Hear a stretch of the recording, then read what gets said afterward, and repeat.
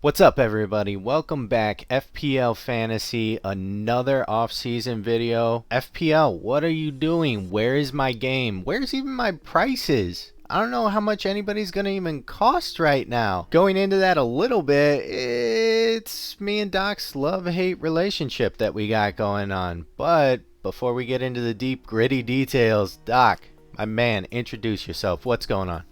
I'm happy to be here. I'm glad that the season is almost starting. The game is updating. It's going to update for another 4 years probably, but hopefully soon it's going to launch and we're going to enjoy making content regarding the game itself. We are enjoying making content currently with the off-season content and we're seeing the views. So thank you everybody for watching us and let's get into this episode. All right, let's get into it. So, the good, and if you haven't guessed, it is our love-hate relationship with FPL, what we think is good and what we think is bad. So, the first one, the bonus point system. Doc, you want to go into this one? Yeah, the bonus point system currently, it's a very debatable subject and there is a lot of argument to be made, but I kind of like it because comparing it to the one that we had before is much better because it's quantified, it's not opinion based. Before we had a man in the stand, it was called man in the stand among the FPL community. And before introducing the BPS system, there was someone who decides who gets the 3 points, who gets the 2 points, and who gets the 1 point. And it usually was like Wayne Rooney. Every match he used to get the 3 points for Manchester United, and it was a bit subjective, right? So the BPS system is quite good. However, I think there will be and there should be tweaks to the system because it rewards kind of the attackers. Like we notice it if a forward scores a goal, that's him in the three bonuses usually. Yes, there are some differences, but we see this kind of trend. So the BPS system is not rewarding the central defenders, the CDMs, or the goalkeepers. So I think the weight should change in the BPS system. And if anybody is not aware how the BPS system works, it's just like kind of if a player takes 3 shots on target, that's like 3 points. And then I'm just picking numbers on top of my head. So it's not the actual numbers. You can actually check that on the website. So if a player gets an assist, this is this many points they get. And if they score a goal, it's like 24 points. That's why the attackers usually end up getting the points. So I think there need to be tweaks, but I like the objectivity and the fact that it's quantified. Yeah, and I would agree with that. Now, I don't know. I wasn't around for the good old man in the stands. Yeah, I think there is. It's good from a completely subjective point where okay, it's just stats. It seems much more analytical and much more emotions removed from the situation, which is definitely a good thing. And you had mentioned a couple tweaks, which we might get into some ideas on a tweak to the BPS system. And speaking of the upcoming bulletin points as well, the BPS system, for example, doesn't really reward goalkeepers. Like you rarely see goalkeepers getting any bonus. I actually went and checked in 2020 and 2021 season, West Bromwich Albion had the most saves in average in the season, and they were averaging 4.5 saves. You rarely see a lot of saves by a goalkeeper and they get the bonus. If they concede, it's done, almost done. They need to get like 8, 9 saves, which is extremely unlikely. Lloris did it last season, but yeah, it doesn't reward Oh, goalkeepers. man. This is one of the examples that I've seen. Yeah. Moving on to the next point that we have here. Good thing about FPL is the simplicity about it. Simplicity of FPL is one of the things that really helps the game and the system grow and expand. If you think about it, we're adding about 1 million players every season. So last season we were up just above 9 million players. This season I would expect us to be at 10 million given the growth continues. Doc, what do you think about simplicity point? Yeah, this is why we're attracted. It's one of the simplest games. Like you don't have to do anything within the game week. For example, the Champions League game, the World Cup game, although I enjoyed kind of those competition fantasies, but you really have to be on top of the game and you have to change captains, change players during the game week. The simplicity of this game, what makes it attractive. All right, moving on to the next point now. FPL and the community. Something that I've seen not just about the game, but about official FPL and everybody that is involved with articles and PR, all of it is they are extremely open to crediting the community and working with the community on certain aspects. I mean, we've had we've had tweets from the FPL Twitter just make its way into an article, and it's like, oh, JNix23 had this cool analysis. Take a look at it, which would never be a thing because I don't do analysis like Doc does here. They're more than willing to draw from the community and credit the community, which I think is definitely a big plus, and it helps with engagement and to draw people in more. What do you think, Doc? Yeah, I totally agree. And I think the FPL community is kind of this positive, you have this positive vibe within the FPL community. People are helping each other. The banter is nice. There is very low toxicity. Like if you've been involved in a lot of communities, especially online communities, you can see like the FIFA community, for example, I was involved in it for a while, and there is a lot of kind of toxic background you can feel sometimes. So what I like about the FPL community is most of the people, I haven't dealt with anybody that's really I felt bad throughout the years now within the FPL community. Everybody's helping everybody. If someone produces good content, it's acknowledged by everybody. It's quoted. Nobody, there is rarely any incidents of people stealing other people's work when it comes to writing and authorship. So I'm really enjoying my time within the FPL community. Hence this channel, and we would like to interact with everybody. Moving on to our next point here. The scoring system, kind of along with the BPS stuff, could be a little controversial. Doc, what do you think about the scoring system here? Yeah, it is definitely controversial, but I think it's almost perfect. It needs a bit of tweaks, but I think it's almost perfect because I heard a lot of people mentioning that hits should be less points, like 2 points or 3 points. I do not agree with it. The reason being is hits are there being 4 points for the main reason of the scoring system as a whole, right? Because if you deduct 4 points from someone for taking hits, that means a forward needs to score a goal to get this hit back. The same, the midfielder needs to at least get let's say a goal to kind of be in profit. And the same when it comes to the defender, they need to get a clean sheet to get that kind of, let's say, not a profit, but break even at that point of time, at that game week. So I think those 4 points are perfect when it comes to the whole scoring system as a system. So this is my main argument. However, I think there should be more points rewarded, let's say for saves. Make it for goalkeeper, every 2 saves they get a point, because like I mentioned earlier in the BPS system, the game is not rewarding for center defensive midfielders, for center backs, and for goalkeepers. Yeah, I agree. I think that the -4 is kind of a perfect spot to really sit in, where it's, you bring in, say you move off for a hit, a player that is injured or isn't going to play this week, and you bring in somebody that you know is going to play. Just right off there, you've gained 2 points on that hit already.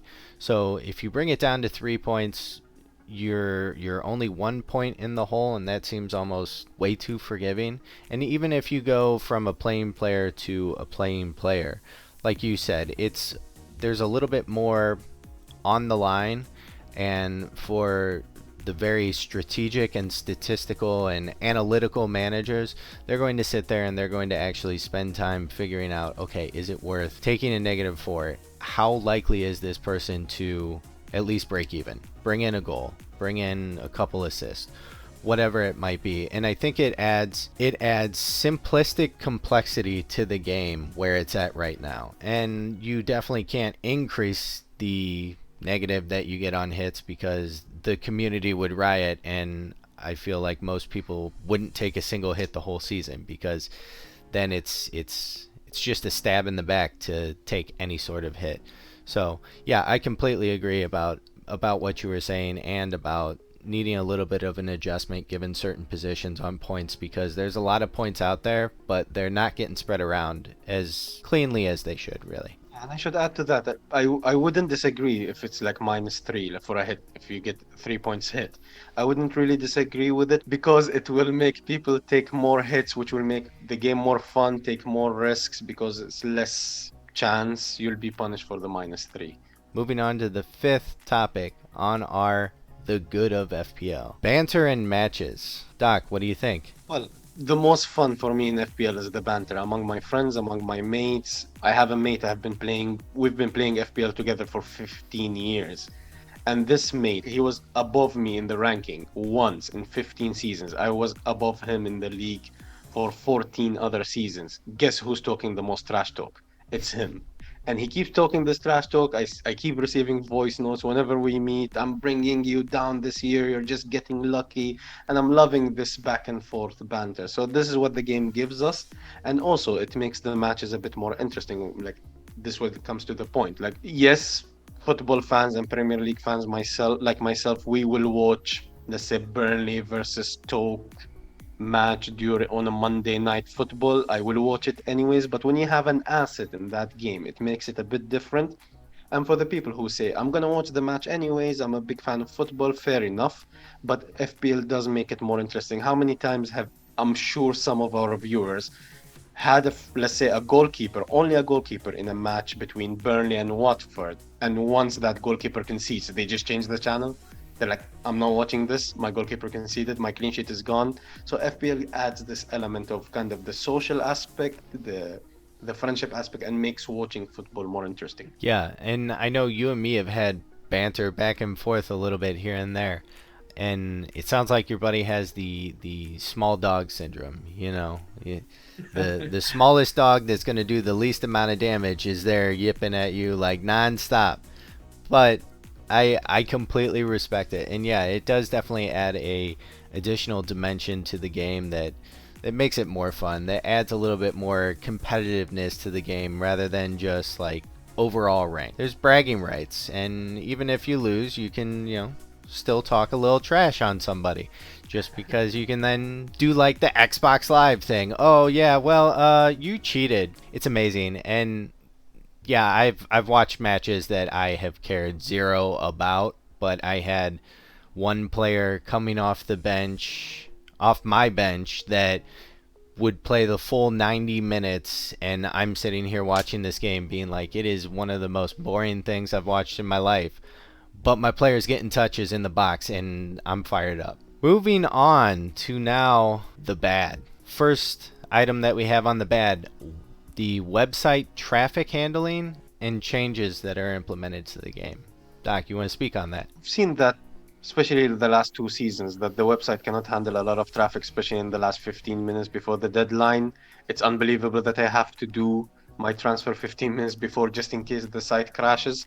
So if you have this many players, you'd expect relatively better servers and better, let's say, handling of this traffic. I understand 9 million players kind of put pressure on any server, but there should be the deadline is the deadline. I cannot make a transfer 15 minutes just in case the site crashes. And I've noticed it's especially the case when there are a lot of free hits played that game week. Usually the sites get kind of slower before the deadline and kind of crashes 3 to 4 minutes before the deadline. So I learned my last free hit when I knew many people will free hit. I actually saved my team. Done. I'm not touching it 20 minutes before the deadline. This is a unexpected element to the game that I feel like we kind of have to put into every single game week, because there was one game week this last season that I think everybody was playing free hits, or we were waiting for news or something, and there's people on Twitter that are adding official FPL that are like, oh, you guys ruined my season because my transfers didn't go through for the last 20 minutes of the deadline. It's unfortunate because it is kind of a technological issue on FPL side and a balancing issue to kind of handle the traffic, but those are the risks that we know that we run if we wait till the absolute end of the transfer window for that upcoming game week. Yeah, I hope FPL gets it figured out, but I know we've screamed at them about a lot of stuff over the last 2 seasons, and they're trying, but I feel like they're slowly working on it.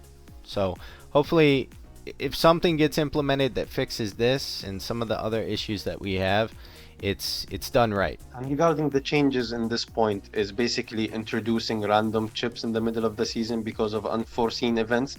Yes, I understand introducing those chips. It was a huge debate last season, especially when they introduced the free hit.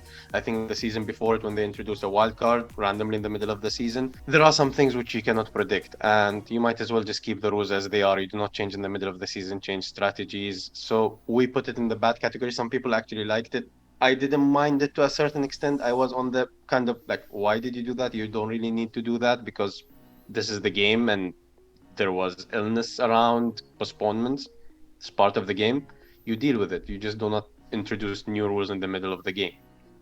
Yeah, I think that the new chips, for the most part, I was in favor of it. I was fine with it being implemented when it was. I understood kind of the situations that caused for it, but I feel like a lot of the people that were much higher up the ranks than me felt, especially towards the end of the year, maybe a little more slighted because of the chip, because people had now planned out, okay, I have 2 free hits now. And the 2 free hits really paid off, because whether you used it in 30, 33, 36, 37, they wouldn't have been used at that point probably if there was just one, or maybe they would have only been used in that specific week.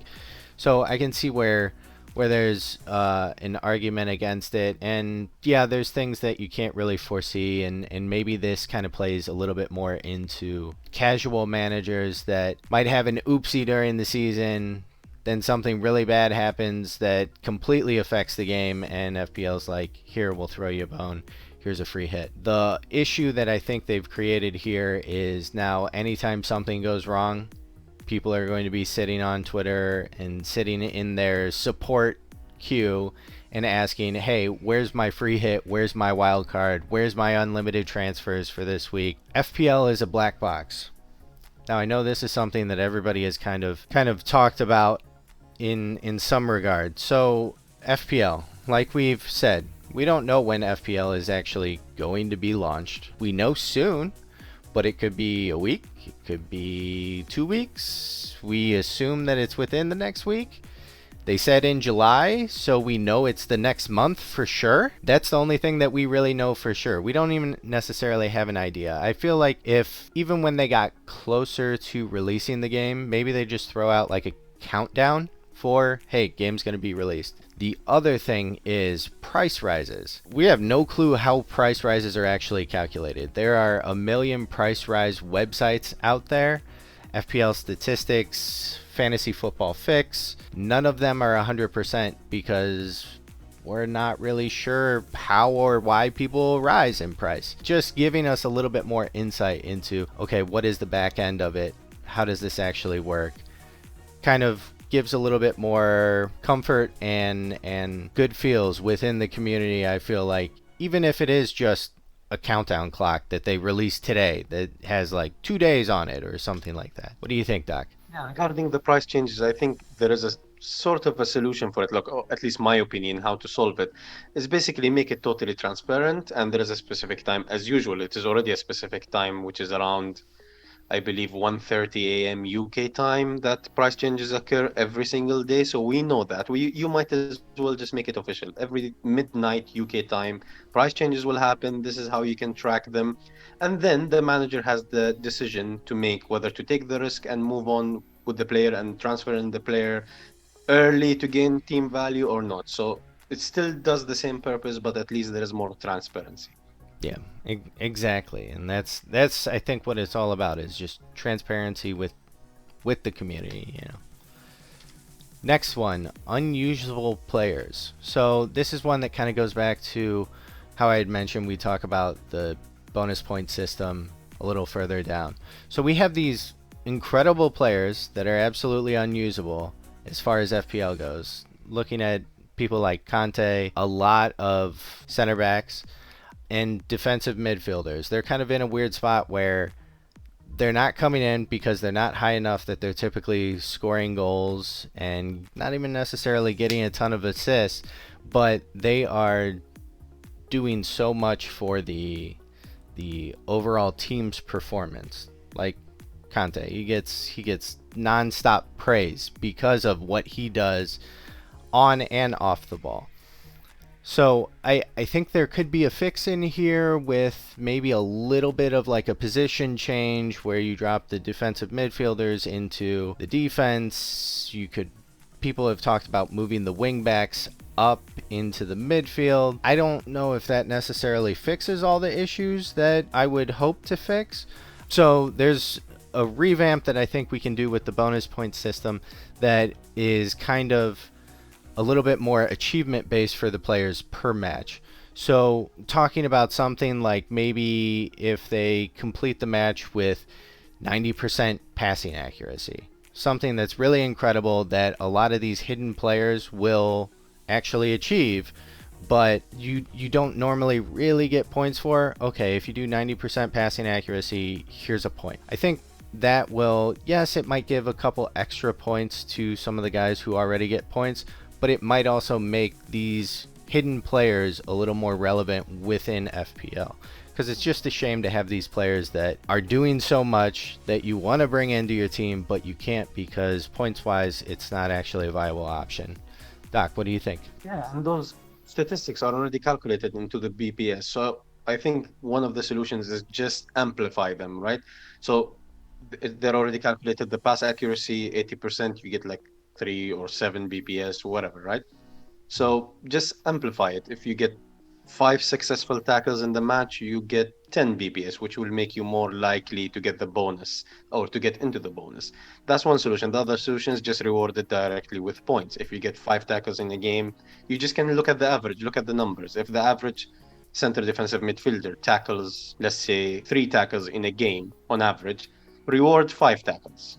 Every 5 tackle, you get a point, or you get 2 points for every 6 tackles, or whatever, right? Mm-hmm. So reward this kind of unusable players and make them usable. All right, moving on to our next point here. Limited resources vary from platform to platform that you work on, and rewards. So, going into this, the thought is FPL has very limited, for the lack of a better phrase, resources for managers to use directly on the site. Now, I understand this would be digging into some of our statistical friends, their pockets like Live FPL and Fantasy Football Fix and those type of communities, but I think we could at least have a little bit more valuable data in our game itself. And the other thing is it varies from, at least I've seen on in my experience, it varies from the mobile app to the computer.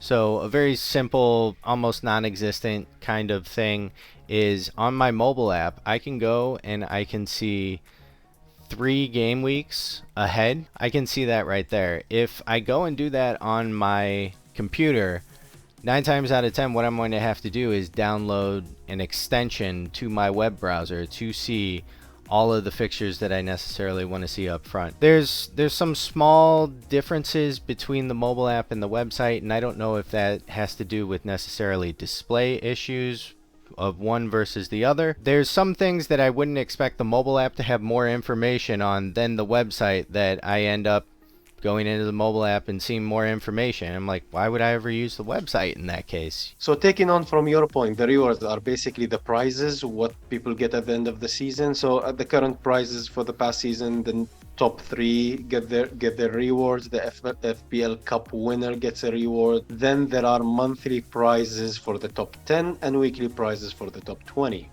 So our suggestion here is just, well, not even spread the rewards, but or the prizes, or just give more prizes to the people who are outside the top 3 overall. Like fourth overall gets nothing. That's insane. Not necessarily even monetary or a match ticket or anything. Like it can be since EA is the sponsor of FPL, it can be a copy of FIFA for the top 100. If you don't want to spend that budget, if you feel that's not worth it as a sponsorship, maybe, and you don't want to spend the money, maybe even just literally a piece of letter, picture of FPL, and it just says you finished this season in rank 4. Congratulations. Something like that. Reward kind of the good performance top. You can send it to the top 10,000, literally. You've been in the top 10,000 piece of certificate, and that's about it. Or you can make it virtually, like other video games that they do. You can give kind of a symbol or an emblem or a achievement reward that only, let's say, the top 10K have, the top 50 have, the top 100K has, a badge beside the name that nobody else have. Kind of just make people feel rewarded for finishing top 10, for example. I agree. I think the rewards are a little bit disappointing for like an official game, you know. Going into our very last point now, mental health. Doc, would you like to take away mental health? Yeah, in so many cases, you have kind of those 50-50 decisions that don't go your way. We see it a lot on Twitter as well. People are leaving FPL community for a month just for mental health. FPL, and I think there have been a couple of academic works discussing the mental health aspects of playing fantasy games, and there is impact on it. So if it impacts you, make sure you follow the procedures, go to the websites that help you, call someone. Because honestly, maybe for the past 3 years, because I've been experienced in this game for 15 years now, it doesn't really affect me. But before 3 years ago, first, let's say 10 seasons, it was actually affecting my mood. Like if I had a bad game week, I was thinking, what have I done wrong? Like really, that was the transfer I did, and hindsight comes in and everything. So take care of your mental health. At the end, it's just a game. It should be fun, despite the banter, despite some people enter the mini leagues. Just put it aside because at the end it's a game. I've lost so many mini leagues, I've won so many mini leagues, and at the end it's just let's go to the next season. So mental health is essential, and I think it has an impact. It's just really we need to understand it and try to mitigate it. Yeah, I know when I kind of go into a bad game week, if it's a game week that just starts out bad that I know is only going to get worse, just shut off the TV, put the phone down, don't check Twitter for a couple hours or maybe a day, and just, hey, this is what it is. I can't change the fate now. All right, I'll come back next week and hopefully try and fix this mess. And that's really all that we can do as far as managing how we consume that content and how it'll affect our mental health. But yeah, like you said, if you need to talk to somebody, reach out to somebody, talk to them. If you need, a professional, for sure, get it. Do what's best for you, because at the end of the day, you're more important than the FPL game. All right, everybody. So that is the good and the bad of FPL. We didn't have an ugly section. I'm sorry for you movie buffs, but you can consider myself the ugly section of FPL and my rank prior years for sure. So thank you for listening through the whole video. We hope you agree with some of these. Hey, you might disagree with them. Be sure to message us in the comments. We make sure that we try to get back to every single person that leaves a comment. And we appreciate everything that you guys have done for us. We had a massive video this last round, 1,200 views on it, which is more than double our previous high video for views. So thank you so much. We'll keep rolling out with the content. Doc, is there anything you'd like to say before we sign off here? Yes, thank you, everybody. We hope you're enjoying the content. We're just putting it out there for fun. And if you enjoy it, drop a thumbs up, subscribe, and we'll see you on the next episode. All right, we'll see you, everybody. See you next time. Peace.